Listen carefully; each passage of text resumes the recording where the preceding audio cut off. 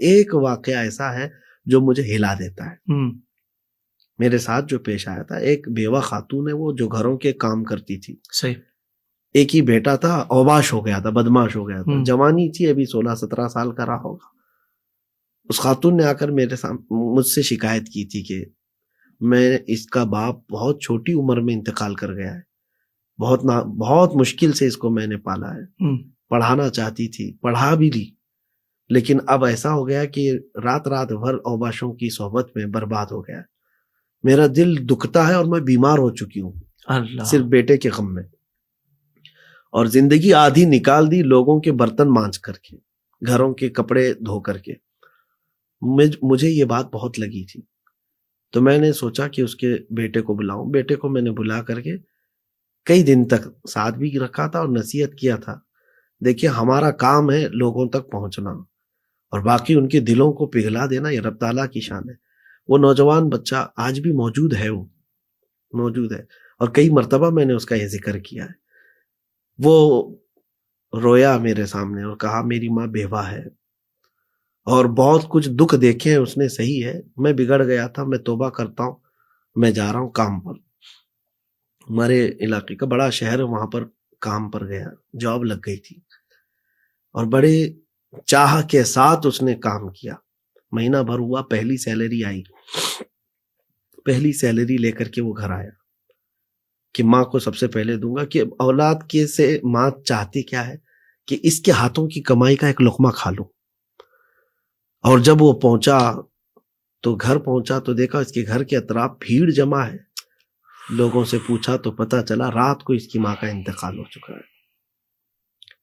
وہ جو اس کی تنخواہ تھی ماں کے قدموں میں رکھ دیا اور اسی طرح سے اس کا جنازہ اٹھایا گیا. وہ نوجوان تڑپتا ہے آج کہ زندگی بھر میں اپنی ماں کو اپنے کمائے ہوئے ہاتھوں سے ایک لقمہ نہیں کھلا سکا، اور وہ میری ماں لوگوں کے برتن مانج کر کے، کپڑے دھو کر کے مجھے کھلاتی رہی. کسی اور کی زندگی میں یہ معاملہ نہ آئے.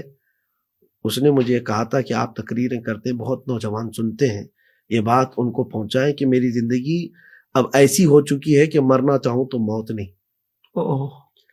کہ میرے سامنے بار بار میری مظلوم ماں کا چہرہ آتا ہے کہ جو لوگوں کے جھوٹے مانجتی تھی اور لا کر مجھے لقمے کھلاتی تھی، اور میں ایک ایسا نکما تھا کہ میں اپنے ہاتھوں کی کمائی کا ایک لقمہ اس کو زندگی میں کھلا نہیں سکا.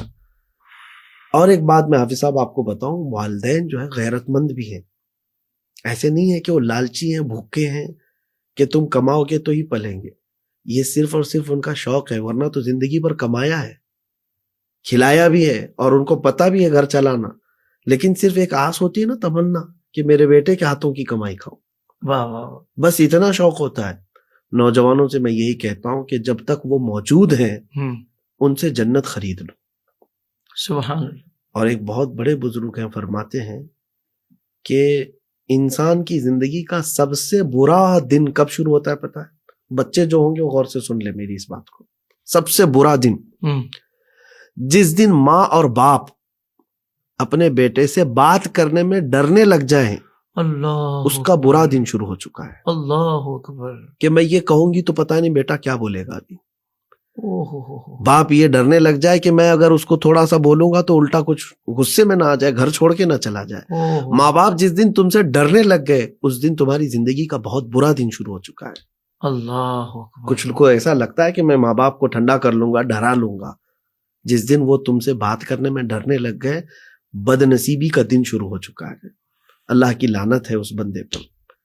رب تبارک و تعالی ہم کو عقوق الوالدین جیسے یعنی سخت گناہ کبیرہ سے ہمیشہ محفوظ رکھے.